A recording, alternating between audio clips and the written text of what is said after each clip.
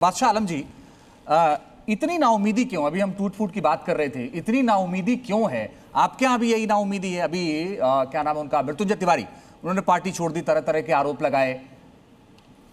देखिए, अब वो मृत्युंजय तिवारी की जो बात जहाँ तक आप कर रहे हैं तो वो तो अभी इस वक्त तो आपके डिबेट का मुद्दा भी नहीं है। नहीं, मेरा मुद्दा ये है सर, क्या हो रहा है, इतनी नाउमीदी क्यों है और नाउमीद होके ही टूट रहे हैं, इसलिए मैंने आपसे पूछा है सवाल। कोई नाउमीदी नहीं है, वहाँ मुस्तैदी से लड़ रहे हैं, हमारे कैंडिडेट वहाँ है और इंशाल्लाह जीत होगी उसकी। लेकिन जहाँ तक आप कल की बात कर रहे हैं कि संसद कैसे चलेगी, तो संसद को सही चलाने की जिम्मेदारी पक्ष की होती है, न कि विपक्ष की होती है। प्राथमिक तौर पर बिल्कुल। लेकिन विपक्ष की भी उतनी ही जिम्मेदारी है। नहीं, विपक्ष तो हमेशा अपनी जिम्मेदारी निभाता है। प्राथमिक तौर पर सरकार की ज्यादा है, मैं इससे सहमत हूं, मगर विपक्ष की जिम्मेदारी है। विपक्ष का काम क्या है संसद के अंदर, कि जो विपक्ष के अंदर जो चीजें संसद में तय होनी चाहिए थी उस पर विपक्ष अपना सवाल मांगता है, उस पर सवाल पूछता है, जो विपक्ष का अपना काम है वो करता है, तो उसका जवाब सरकार देती क्यों नहीं है?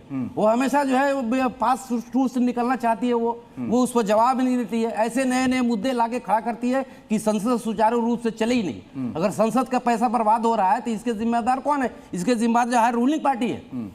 अगर रूलिंग पार्टी चाहे कि संसद सुचारू रूप से चले, विपक्ष के सवालों का जवाब दिया जाए। आजकल जो है ज्वलंत मुद्दे क्या है? संसद से कुछ ही दूरी पर हमारे नौजवान बैठे हुए हैं जो अपने नीट के एग्जाम के लिए कौन सी बड़ी बात कर रहे हैं, वो एक प्रधान का जो है रिजर्वेशन मांग रहे हैं। ये कोई बहुत बड़ी बात नहीं है कि जिस तरह के 90 पेपर लीक कर दिया आपने, वहाँ जिस ड्यूरेशन में वहाँ बच्चे बैठे हुए हैं उसके बीच भी महाराष्ट्र में पेपर लीक हो रहा है। जी ठीक है, कहाँ इनका फ्यूचर है नौजवानों का? उनकी रोजगार की बात नहीं हो रही है, उनकी शिक्षा की बात नहीं हो रही है। ठीक है, आप ये कभी वंदे मातरम पर कराएंगे डिबेट, कभी राम मंदिर पर आप डिबेट कराना शुरू कर देंगे। जो बच्चों का हमारे साथ जुड़े हैं पूर्व राज्यसभा सांसद और पूर्व टीएमसी के नेता शांतनु सेन जी। बड़ी टूट फूट की चर्चाएं हो रही हैं और आज यही नाराजगी भी थी कांग्रेस को कि टीएमसी के बागी लोगों को वहां बुलाया गया और उद्धव जो गुट के बागी सांसद थे उनको बुलाया गया, इसलिए पहले कांग्रेस ने वॉकआउट किया, फिर वो बैठक में गए विरोध के तौर पर।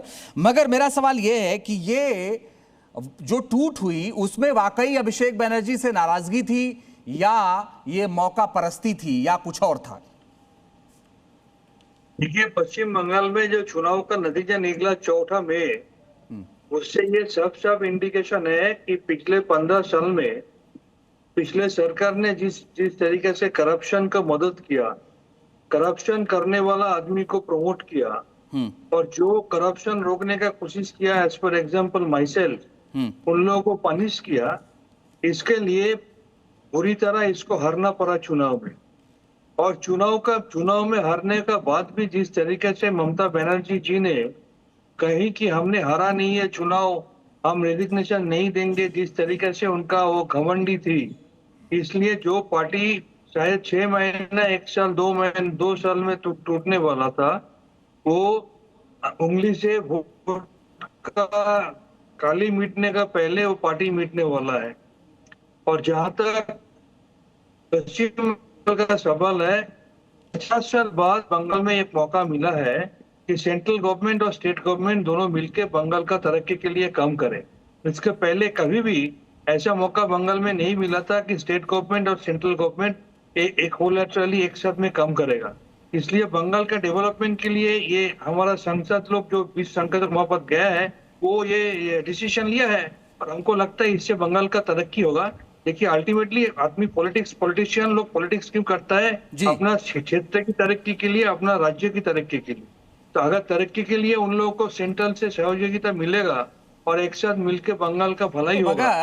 अगर अपने ही क्षेत्र की जनता के लिए वो तरक्की चाहते हैं और करते हैं, तो कुछ दिन बाद, इलेक्शन के बाद ही क्यों नजर आया कि इधर हम रहेंगे तो जनता की ज्यादा तरक्की हो पाएगी? नहीं, आप मेरा बात समझा नहीं है जी। जब तक चुनाव नहीं हुआ था हम लोगों ने तो कोशिश किया अपना बात समझाने का जनता को। ओके, लेकिन अल्टीमेटली चुनाव का नतीजा निकलने के बाद ये पता चल रहा है कि जनता हमारा बात माना नहीं है। ठीक है, हमने जनता को आपने बहुत क्लियर तरीके से बताया। ठीक है, मैं आपके पास आऊंगा।